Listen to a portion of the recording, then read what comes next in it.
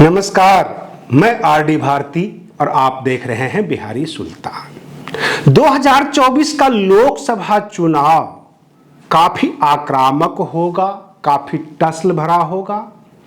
अगर आप बहन मायावती जी का ट्वीट देखना चाहते हैं, अगर खबर देखना चाहते हैं तो उनके ट्विटर टाइमलाइन को आप देख सकते हैं, लेकिन बहन जी के एक एक ट्वीट, एक एक प्रेस कॉन्फ्रेंस से राजनीतिक जगत में क्या क्या हलचल हो जाती है, उसके लिए आपको बिहारी सुल्तान चैनल पर आना होगा। बिहारी सुल्तान चैनल एक एक्सक्लूसिव रिपोर्ट बनाया है। हमारी नजरें सभी राजनीतिक दल पर बनी हुई है, लेकिन मैं आपसे यह जानना चाहता हूं, समाजवादी पार्टी ये कहती है कि आजमगढ़ में उन्होंने गुड्डू जमाली को खड़ा किया, इसलिए भाजपा से हम चुनाव हार गए। और जब रामपुर का उपचुनाव होता है तो समाजवादी पार्टी ये कहती है कि बसपा ने कैंडिडेट नहीं दिया, इसलिए हम चुनाव हार गए। आखिर दोनों पक्ष को देखते हुए किस रास्ते चले बहन जी? और बहन जी का उत्तर प्रदेश में बड़ा शत्रु कौन? समाजवादी पार्टी या भारतीय जनता पार्टी? इसके ऊपर हम विश्लेषण करने वाले हैं। और रही बात ये, नूह जो हरियाणा में है, वहां पर हिंसा फैली मेवात क्षेत्र में, और सभी राजनेताओं ने अपने अपने बयान दिए, जिसमें बहन मायावती जी ने जब ट्वीट करके ये कहा कि हरियाणा सरकार की ये फेलियरनेस है, ये फेल हो रही है हरियाणा सरकार, प्रशासन की ढिलाई है जो इतनी बड़ी हिंसा हुई, प्रशासन चौकन्नी क्यों नहीं थी। और साथ में ही ये भी कह दिया कि दिल्ली सरकार और उत्तर प्रदेश के योगी आदित्यनाथ जी के सरकार ने हाई अलर्ट कर दिया समय रहते हुए, ये इनका एक अच्छा कदम है। तो ये भाजपा की बी टीम है। लेकिन सवाल ये उठता है कि कुछ राजनीतिक विश्लेषक ये कहते हैं कि बसपा भाजपा की बी टीम नहीं है, बल्कि भाजपा बसपा की बी टीम है। और उन्होंने तर्क दिया, उन्होंने कहा कि जब जब बहन मायावती जी को समझ में आया कि भाजपा को यूज कर ले, उन्होंने यूज किया। भाजपा के समर्थन से सरकार में आई, मुख्यमंत्री बनी, और जब भाजपा का समय आया, कल्याण सिंह का समय आया, तो अपना गठबंधन तोड़ लिया।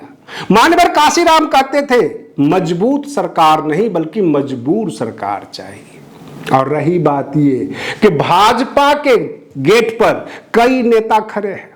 उधर संघमित्रा मौर्य जो भाजपा की सांसद है, और वो ये कहती है कि हमारे पिताजी, यानी उनके पिताजी स्वामी प्रसाद मौर्य के बारे में भाजपाइयों का मानना है, सभी भाजपाइयों का, कि वो भाजपा में आ जाएं। तो प्रश्न ये उठता है कि स्वामी प्रसाद मौर्य जो सनातन को गाली देने वाले, जो रामचरितमानस के ऊपर बोलने वाले, खिलाफ बोलने वाले, क्या उन संघ और सनातन के बीच में, भाजपा के बीच में बैठकर कंफर्टेबल महसूस करेंगे, या भाजपा वाले कंफर्टेबल महसूस करेंगे अगर ये भाजपा में आ जाते हैं? क्योंकि सुगबुगाहट शुरू हो गई है, तैयारी शुरू हो गई है। और रही बात ये, बहुजन समाज पार्टी के बारे में भाजपा अपनी तैयारी कर रही है कि क्यों नहीं बसपा से ही गठबंधन कर लिया जाए, ताकि पश्चिमी उत्तर प्रदेश से हम बेफिक्र रहें, पूर्वांचल से हम बेफिक्र रहें। जहां पर बात आती है ये जयंत चौधरी की, चंद्रशेखर आजाद की, अखिलेश यादव जी की, तो अखिलेश यादव तो विपक्षी है। और रही बात जयंत चौधरी और चंद्रशेखर आजाद, कुछ ज्यादा फायदा भाजपा को नहीं पहुंचा सकते, लेकिन बसपा का 12% जो जाट वोट है, अगर उसका समर्थन मिल जाता है भाजपा को, तो फिर दलित करने की भाजपा को कोई जरूरत नहीं पड़ेगी। और रही बात ये कि पसमानदा मुस्लिम के बारे में बहन मायावती जी भी उसके समर्थन में बोलती है, और भाजपा भी मुहिम चला रखी है। तो समान विचारधारा यहां पर टकरा रहा है, इसलिए भाजपा चाहती है कि बसपा से गठबंधन कर लिया जाए। राजनीतिक विश्लेषकों का मानना है कि बहन मायावती जी के पास 25% मत हुआ करता था, जो कि कट्टर और कैडर मत। 2007 से 2012 के बीच इनकी सरकार रही, ब्राह्मणों ने सपोर्ट किया, उसके बाद ब्राह्मण इनको अब वोट नहीं दे रहे हैं। गैर जाटव भी इनसे छिटकते गए, और जितने भी गैर जाटव बसपा के बड़े बड़े नेता थे, सब निकल गए बसपा से। अब रही बात ये कि बहन जी की हालात एक कंफ्यूजन वाली स्थिति है।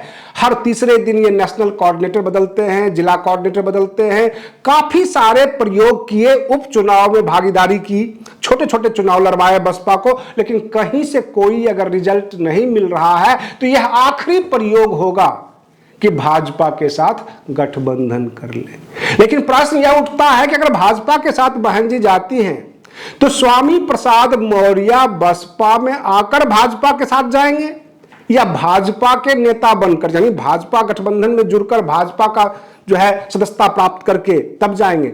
स्वामी प्रसाद मौर्य अक्सर कहते थे कि जहां मैं होता हूं वहां सत्ता होती है। जब मैं बसपा में था तो बसपा सत्ता में थी, जब मैं सपा में आया सपा सत्ता में है। लेकिन 2022 में इनका यह आकलन बेकार साबित हुआ। अब ये भाजपा में जाने वाले हैं। अगर भाजपा में जाते हैं और भाजपा जीतती है तो स्वामी प्रसाद मौर्य ये कह सकते हैं कि हमारे वजह से भाजपा जीती है। और अगर स्वामी प्रसाद मौर्य पहले पहुंच जाते हैं तो शायद बसपा से गठबंधन ना हो। अगर बसपा इंडिया के साथ भी नहीं जाती है और भाजपा के साथ भी नहीं जाती है, अकेले 2024 का चुनाव लड़ती है, तो मत प्रतिशत तो जो भी हो, लेकिन कैंडिडेट नहीं निकलेंगे। बिल्कुल 2014 वाला हिसाब किताब हो जाएगा और बसपा के लिए यह असहनीय स्थिति हो जाएगी। अभी कई राज्यों में चुनाव है, उसके रिजल्ट के बाद ये बहुत जल्दी ऐलान हो जाएगा कि बसपा किधर जा रही है। आप बने रहिए बिहारी सुल्तान चैनल पर। हम फिर मिलते हैं अगले वीडियो में, तब तक के लिए धन्यवाद।